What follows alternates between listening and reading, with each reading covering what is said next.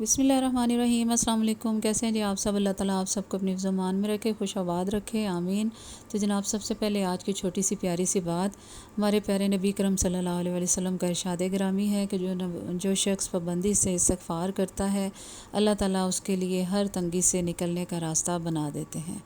تو آئیے مل کر کثرت سے ہم استغفار کریں۔ چلتے پھرتے کام کرتے ہوئے ہم اپنی زبان سے استغفار کا ورد کر سکتے ہیں اور اللہ تعالیٰ سے بہت سی دعائیں کریں، اپنے مسلمان امت کے لیے، اپنی پاکستانی قوم کے لیے، اپنے وطن کے لیے۔ اللہ تعالیٰ ہم سب کی دعاؤں کو قبول کرے اور ہمارے استغفار کو قبول کرے۔ اور اس وقت ہمیں عمل کی اور استغفار کی بہت زیادہ ضرورت ہے۔ اللہ تعالیٰ آپ سب کے لیے اور میرے لیے بہت سی آسانیاں عطا کرے، آمین۔ آپ سب کا بے حد شکریہ۔ تو چلتے ہیں ریسیپی کی جانب، اور یہاں پر بہت ہی خستہ اور مزیدار آلو کے پراٹھے بن رہے ہیں۔ آپ بھی ضرور ٹرائی کیجئے گا اور اینڈ تک میرے ساتھ ریسیپی کو پلیز دیکھیے، اور چھوٹی چھوٹی ٹپس کے ذریعے میں آپ کو بتاؤں گی کہ میں آلو کے پراٹھے کیسے بناتی ہوں، اور آپ بھی ضرور ٹرائی کیجئے گا، انشاءاللہ بہت ہی مزے کے بنیں گے۔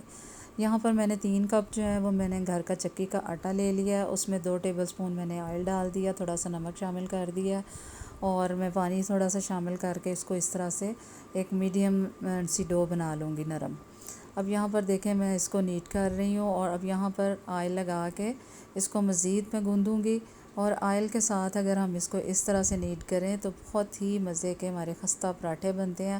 اور یہاں پر دیکھیں میں پٹک پٹک کر اس کو تھوڑا سا مزید 4 سے 5 منٹ اسی طرح سے میں آٹے کو نیٹ کروں گی، اور دیکھیں بہت ہی زبردست ہمارا آٹا تیار ہو گیا۔ اب اس کو کور کر کے میں 10-15 منٹ کے لیے رکھ دوں گی۔ دوسری طرف میں نے آلو بوائل کر کے اس کو فریج میں رکھ دیا تھا، اور اب اس کو کش کر لیا، اور اس کے اندر سارے مسالے، نمک، مرچ، سوکھا دھنیا، زیرہ اور انار دانہ، یہ ساری چیزیں میں نے شامل کر دی ہیں۔ تھوڑی سی سبز مرچ میں نے پیس کے وہ بھی شامل کر دی ہے، اس کے ساتھ سبز دھنیا۔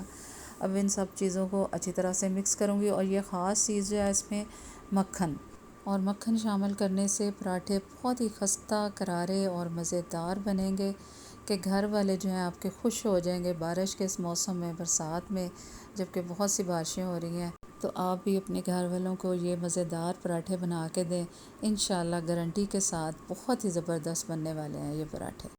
اب ایک میڈیم سائز کا پیڑا لے کے تو اس کو میں نے بیل لیا اس طرح سے، اور اس کے اوپر سارا آئل لگا دیا۔ آئل لگانے کے بعد تھوڑا سا میں نے آٹا اس کے اوپر چھڑک دیا، اور اس کے بعد یہ اس طرح سے 2 تہہ لگا لیں گے۔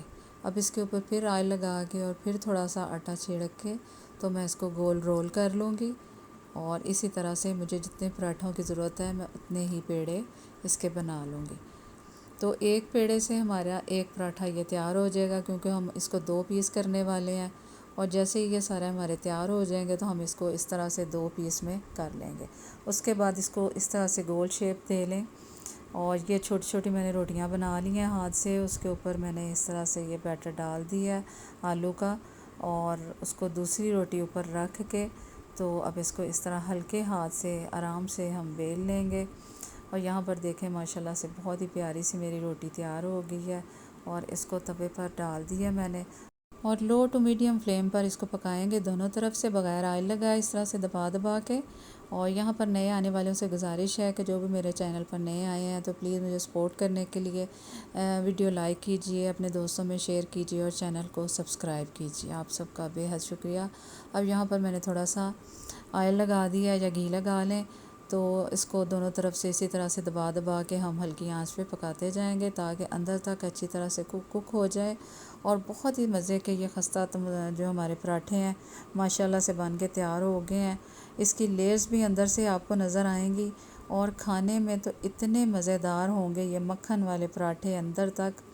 اور باہر دیکھیں میں نے بہت زیادہ آئل یا گھی کا استعمال نہیں کیا، اس کے باوجود یہ اتنے نرم اور خستہ اور مزے کے بنیں گے کہ آپ جب کھائیں گے تو خوش ہو جائیں گے انشاءاللہ تعالی۔ تو آپ سب بھی ضرور ٹرائی کیجئے، اور برسات کو ان پراٹھوں کے ساتھ انجوائے کیجئے، اور مجھے دعاؤں میں یاد رکھیے۔ اللہ حافظ۔